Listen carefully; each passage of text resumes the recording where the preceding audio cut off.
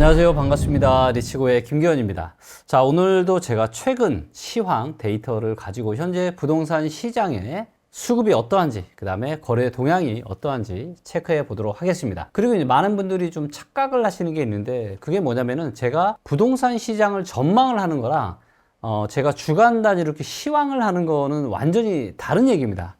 제가 전망을 하는 거는 중장기적으로 앞으로 시장이 올라갈지 떨어질지를 이야기하는 거고, 이 부분은 제가 누누이 말씀드리지만 2025년은 상반기는 그럭저럭 괜찮을 수 있지만 하반기가 굉장히 위험하다, 이런 얘기들을 지속적으로 제가 해오고 있고, 그 다음에 오늘 이야기하는 이 시황은 현재의 부동산 시장이 따끈따끈한지 아니면 그렇지 않은지를 현재 데이터를 가지고 이제 말씀을 드리는 이런 내용들입니다.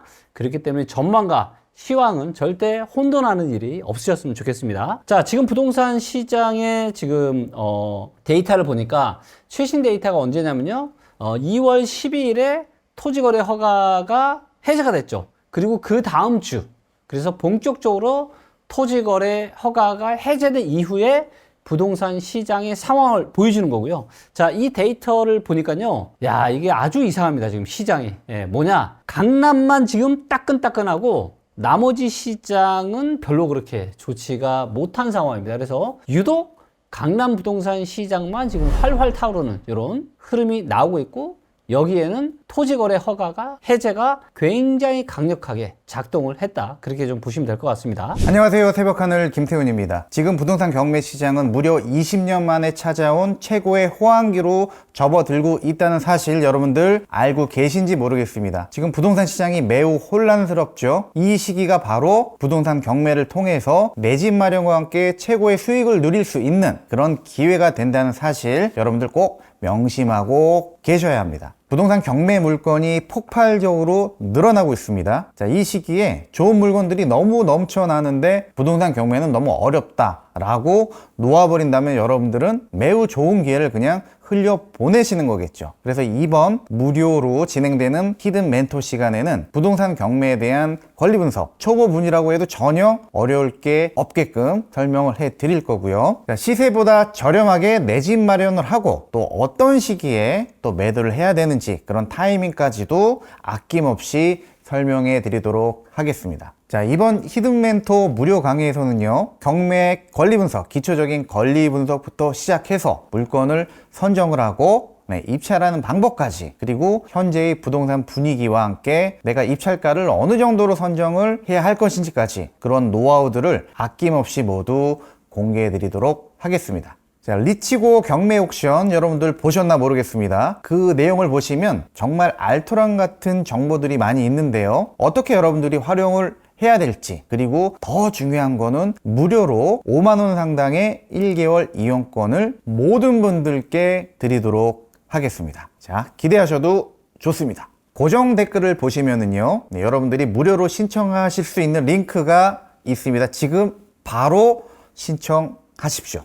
자, 이게 이제 지난 한 주 동안의 이제 수급 동향 차트인데요. 보시면 이제 서울이 오른쪽으로 쭉 가고 있죠. 그래서 서울을 보니까, 와, 서울의 수급 지수가 지금 57.4입니다. 이 정도면요, 와, 진짜 높죠. 6월달 중후반 정도입니다. 그래서 굉장히 지금 단기간에 뜨겁게 지금 달아오르고 있다. 그 다음에 전세 수급도 조금씩 지금 다시 올라가고 있고요. 자, 그리고 강남, 강북은 제가 구분해서 좀 이따 말씀을 드릴게요. 자, 강원도 같은 경우는 밑으로 왼쪽으로 많이 갔죠. 강원도는 이제 매매 수급 떨어지고 전세 수급도 좀 떨어지고, 그래서 한 주 동안 움직임이 큰 곳이 이제 강원도, 그 다음에 충북도 왼쪽으로 가면서 매매 수급, 울산도 왼쪽으로 가면서 매매 수급 지금 다 안 좋아지고 있죠. 전북도 마찬가지고요. 그래서 보시면 경북, 뭐 웬만한 지역들은 거의 다 지금 왼쪽으로 가고 있습니다. 그리고 오른쪽으로 약간 가도 대구는 워낙 안 좋다가 살짝 올라간 거고, 세종 같은 경우도 조금 움직이기는 했지만 이게 뭐 아주 크진 않은데, 그래도 요 정도 26.3이면은 24년 9월달 이후로 지금 그래도 꽤 강력한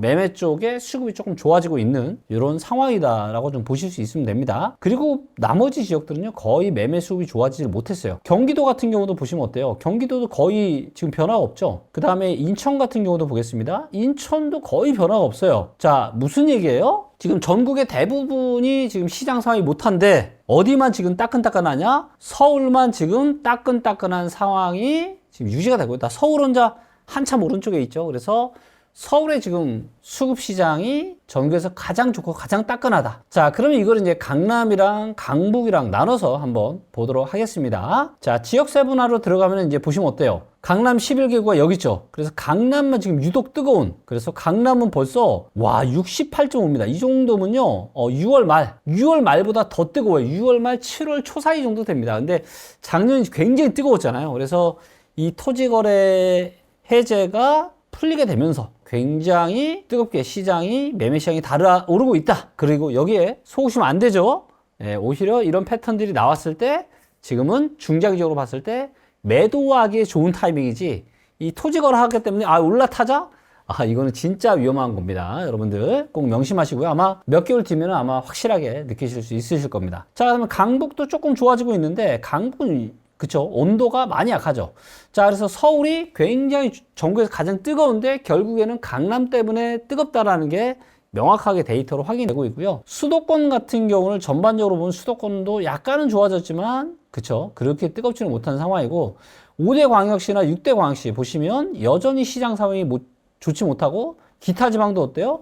상당히 좋지 못합니다. 그래서 서울에 지금 강남만 활활 타오르고 있고 이 강남의 온기 때문에 약간 서울의 주변 지역이 약간 긍정적인 영향을 받아서 서울도 괜찮은 정도지 경기도 인천도 그닥 좋지 못하고 나머지 지역들도 여전히 좋지 못한 상황이 데이터로 명확하게 판단이 지금 되고 있습니다. 자, 그리고 여기에서 거래 동향을 또 살펴보도록 하겠습니다. 그러면 실제로 그렇게 거래가 좀 많이 늘고 있는지. 자, 이제 보시면은 서울이 어때요? 서울이 오른쪽 위로 가고 있죠. 예, 서울이 지금 매매와 전세 거래가 상당히 지금 많이 늘고 있다. 보시는 것처럼 32.3인데 요 정도면 지금 6월 중후반. 그래서 아마도 지금 현장에서 지금 특히 강남 쪽의 분위기는 굉장히 지금 작년에 뜨거웠던 한 6월달, 7월달 정도로 굉장히 아마 뜨겁다라는 것을 아마 느끼실 수가 있을 것 같아요. 수급도 좋고 거래도 지금 굉장히 많이 늘어나고 있기 때문에. 자, 그 다음에 울산 같은 경우도 굉장히 지금 굉장히 좋아지고 있죠. 울산도 거래가요, 매매 거래 매우 많이 늘었고요. 전세 거래도 상당히 많이 늘었습니다. 굉장히 좋은 흐름이 나타나고 있고 다들 아시겠지만 울산은 김기현이 뭐라 그랬습니까?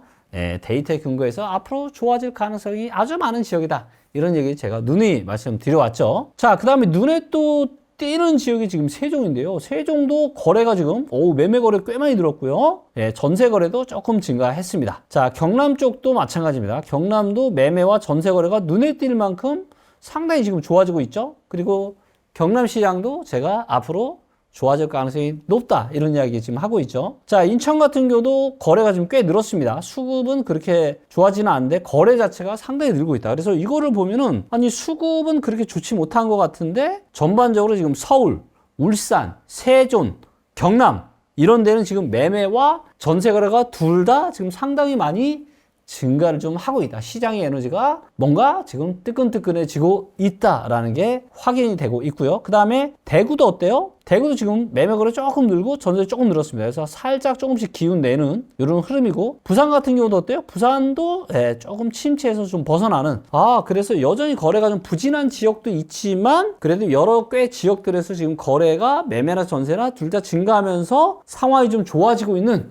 이런 지역들이 있구나. 그래서 서울, 울산, 세종, 경남 이 지역들에서 상당히 따끈따끈한 거래가 늘고 있는 것을 확인해 볼 수가 있었습니다. 지금 2025년의 상반기는 2008년 상반기, 그 다음 2022년 상반기나 유사할 가능성이 아주 높아요. 그래서 상반기는 그렇게 나쁘지 않을 가능성이 높아요. 하지만 진짜 관건은 뭐예요?